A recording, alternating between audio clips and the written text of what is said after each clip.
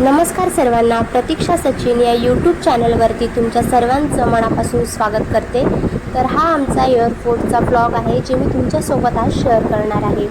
तर सकाळी सकाळी लवकर सर्व कामे आवरून आम्ही एअरपोर्टकडे निघालो होतो।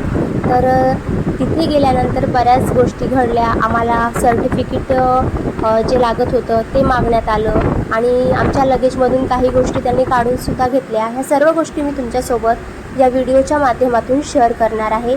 तर शेवटपर्यंत व्हिडिओ कंटिन्यू करा। माझ्या चॅनलवरती नवीन असाल तर सबस्क्राईब करा।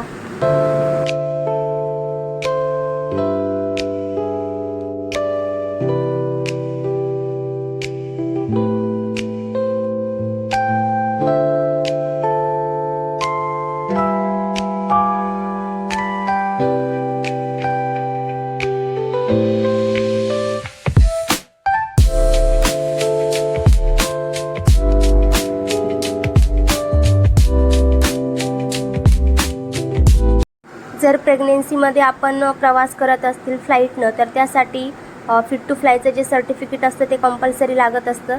तर त्यांनी ते फिट टू फ्लायच्या सर्टिफिकेटचा फॉर्म फिल करत आहेत आणि हे जे सर्टिफिकेट असतं आपल्याला आपल्या गायनोकॉलॉजिस्टकडून प्रवासाच्या पहिल्या 7 दिवसामध्ये घ्यावं लागत असतं।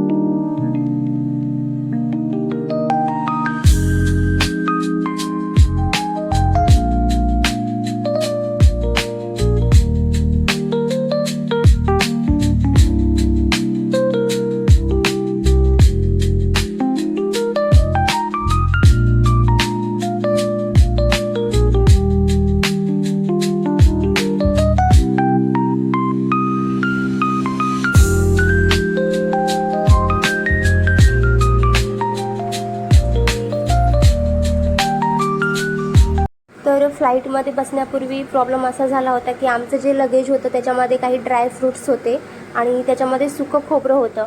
म्हणजे ते फोडलेलं नव्हतं, पूर्ण जे खोबळे असतात त्याचे ते पूर्ण होते।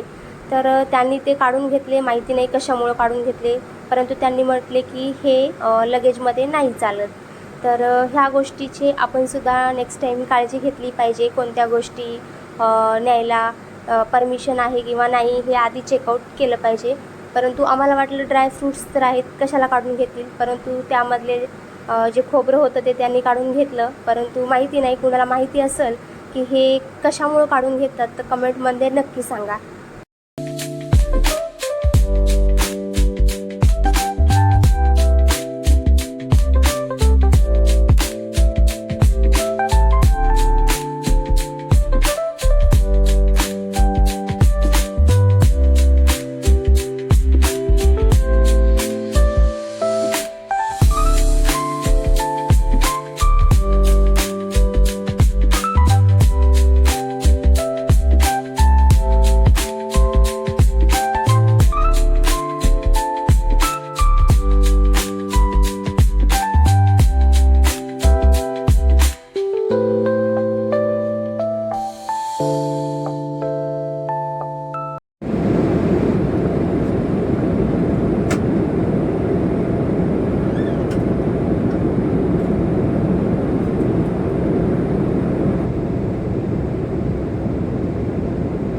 किती छान दिसत